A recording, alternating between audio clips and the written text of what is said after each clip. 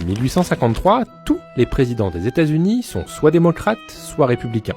Et cette séparation entre ces deux grands partis, on la doit à une question centrale, l'esclavage. Car à l'origine, il existait un parti que l'on nomme républicain-démocrate, et qui est en quelque sorte l'ancêtre des deux partis que l'on connaît. Il est fondé en 1792 par le rédacteur de la Déclaration d'indépendance des États-Unis, Thomas Jefferson.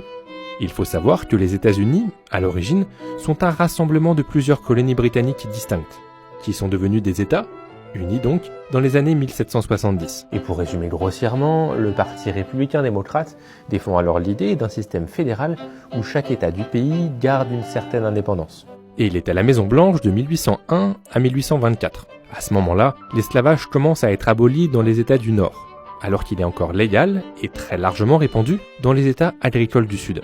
Et la question se pose de l'autoriser ou non dans les nouveaux États rejoignant le pays.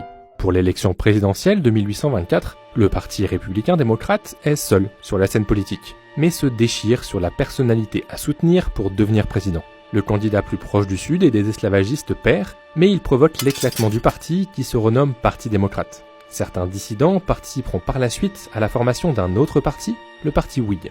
Lui était anti-esclavagiste et représentait plutôt les protestants du nord du pays, qui s'industrialisent. Par la suite, la question de l'esclavage clive de plus en plus entre le nord et le sud du pays. En 1854, le Parti républicain est créé pour lutter contre l'autorisation de l'esclavage dans le futur État du Kansas et prend la place du Parti Whig sur l'échiquier politique américain. 6 ans plus tard, le Parti démocrate est de nouveau divisé entre ses partisans du Nord et ceux du Sud, propriétaires d'esclaves, au point de présenter 2 candidats à la présidentielle, ce qui permet l'élection d'Abraham Lincoln, premier président républicain et farouche opposant à l'esclavage. C'en est trop pour les États esclavagistes du Sud qui décident de quitter les États-Unis. De faire ce qu'on appelle sécession, c'est le début de la guerre de sécession. Face au nord de Lincoln, c'est Jefferson Davis, un démocrate, qui mène les États du Sud. Après 4 ans et plus de 600 000 morts, sans compter les centaines de milliers de victimes civiles, c'est le Nord qui remporte la guerre. L'esclavage est aboli dans tout le pays, et c'est le début d'une traversée du désert pour les démocrates, malgré un soutien constant des États du Sud. Au Sud d'ailleurs, un système de ségrégation raciale est mis en place, où les Noirs sont séparés des Blancs dans tous les aspects de la vie quotidienne. Ils ne sont pas autorisés à aller dans les mêmes écoles que les Blancs, à prendre les mêmes bus ou aller sur les mêmes plages. Et ce système est mis en place et soutenu pendant des dizaines d'années par le Parti démocrate.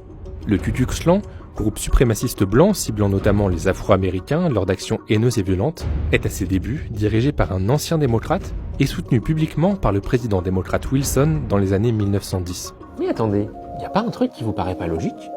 Comment ça se fait qu'aujourd'hui, le Parti républicain soit le plus conservateur, le plus à droite des deux, et le Parti démocrate le plus à gauche ? Eh bien, l'inversion des idées et des bases électorales s'est faite progressivement à partir des années 20. Et cet homme, le président démocrate Franklin Roosevelt, y a joué un grand rôle.